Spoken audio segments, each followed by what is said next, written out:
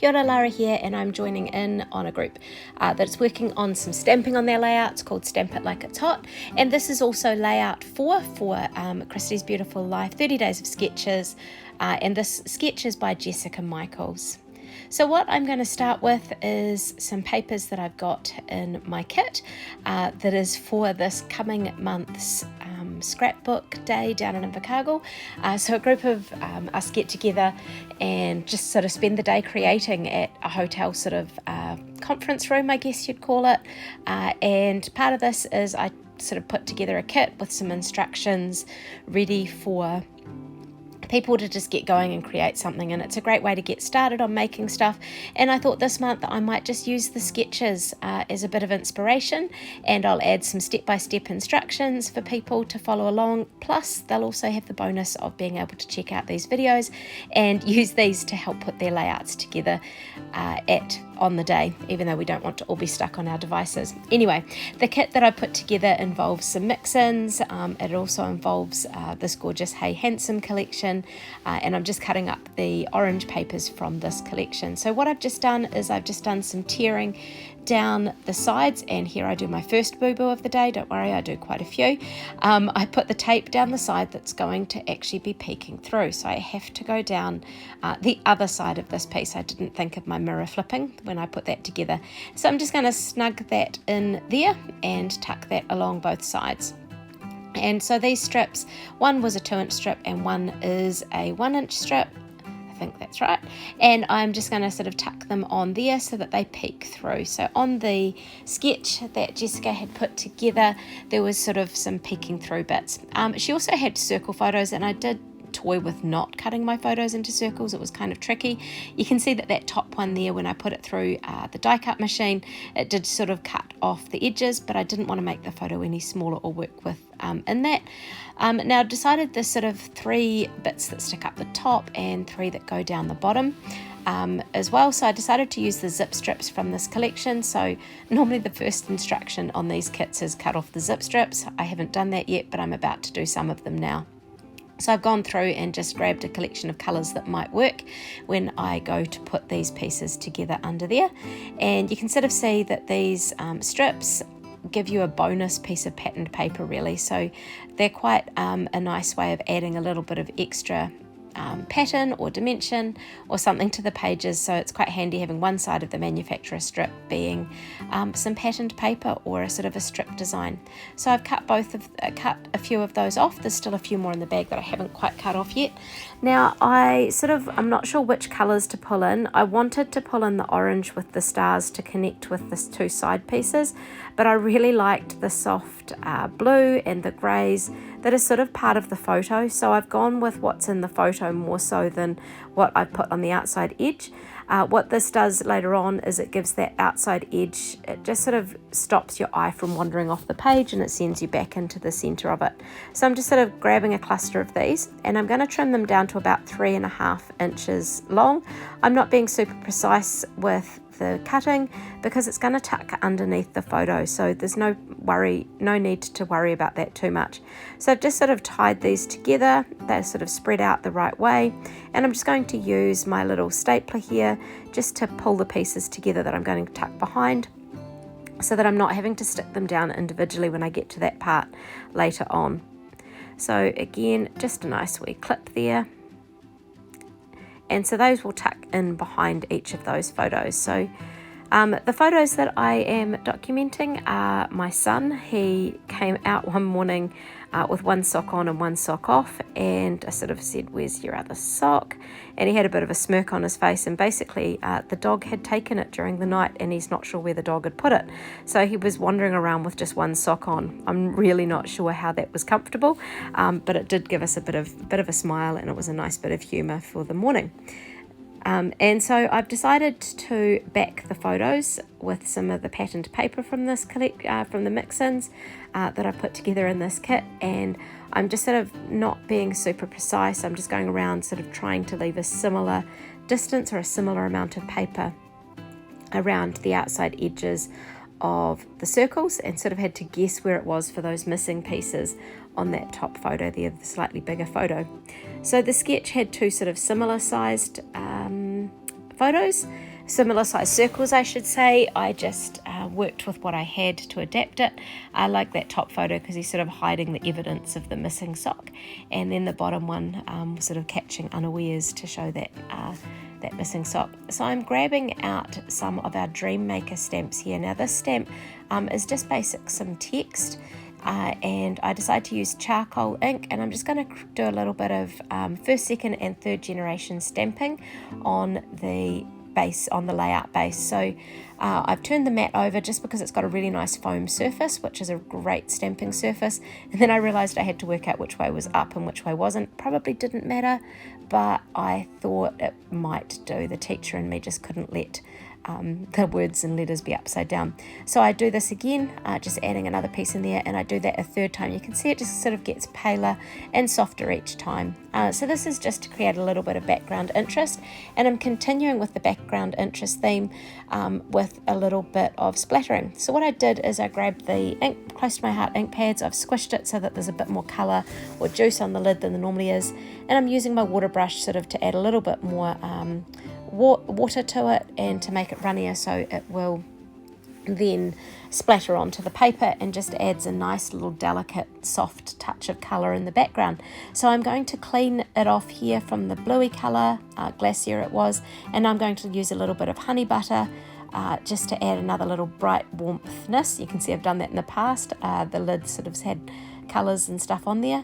It's just a great way to use your stamps in a different way.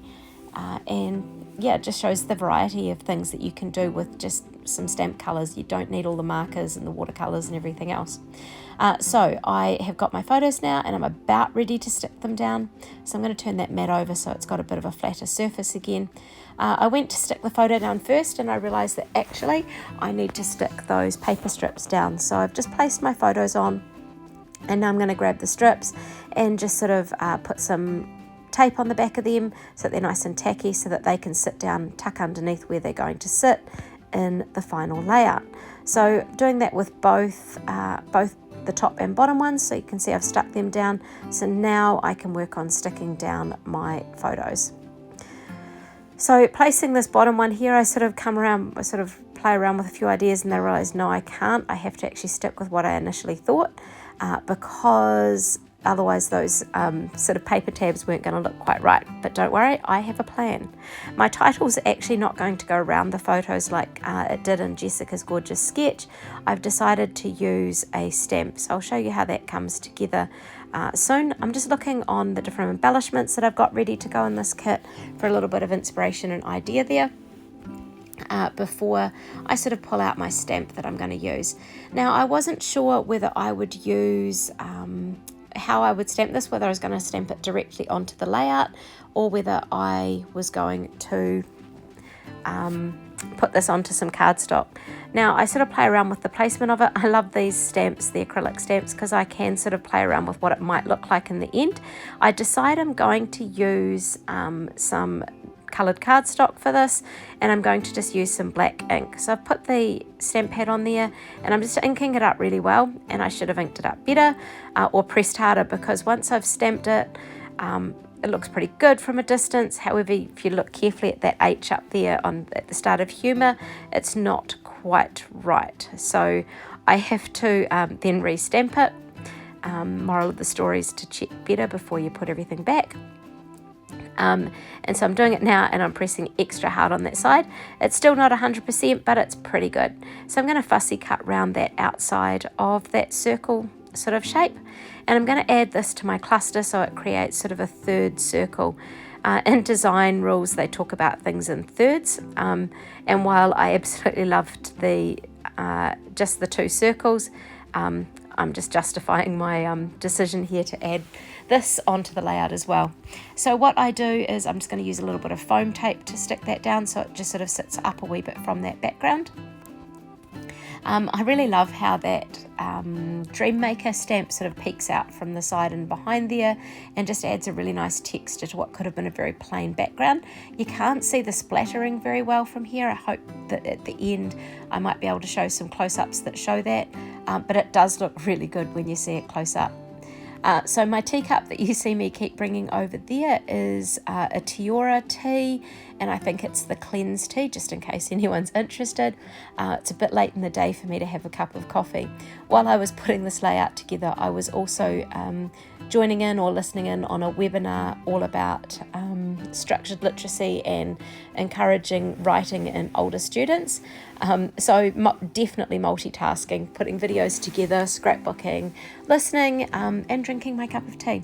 So these stars I've got, I've also going to be part of the kit. They are in, they're sort of half a pack per kit, and I'm just sort of going to tack those onto the page. I play around with my glue, can't be bothered waiting to try and pull down my fine tip glue there. It's just a little bit possibly dried up since last time I used it. So I just decided to go back to the green Tombow. So it sticks quite well. It's just sometimes it spreads out a bit more. I do like using that fine applicator. It just gives a little bit more precision. And so I'm just tacking these down there a little bit. Now there's still a bit of a chunk taken out of that photo up the top on the left there. I've covered the right hand side with the title stamp, but I need to sort of pull something else in over there. I'm going to grab some stickers from the sticker sheet. I think that it would have been better if these were a little bit of that orange that's on that outside edge again, but that's okay. I'm really liking how this page is coming together, and think that it's a huge part to the sketch that gave me a big bit of inspiration for it. So again, I keep checking these sticker sheets thinking, is there something else I can add?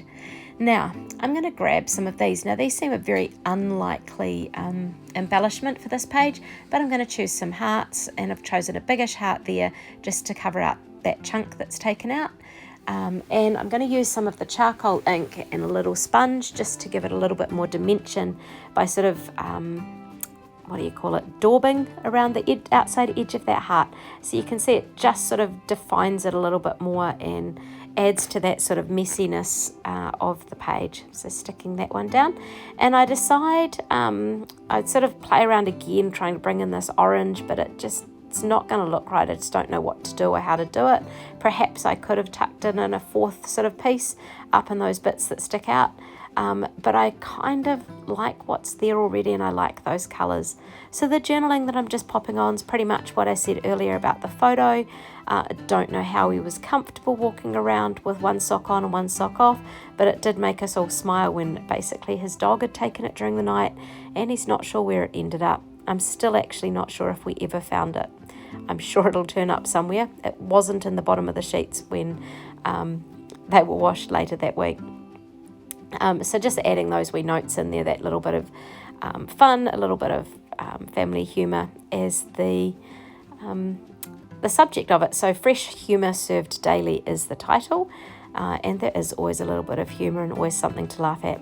I decide that I can't just have one heart on the layout, so I'm going to add a second, and again I'm getting that sponge, and even though it's a teeny tiny heart, I'm adding that same ink just to add a little bit more dimension on the outside, and there we have our finished layout.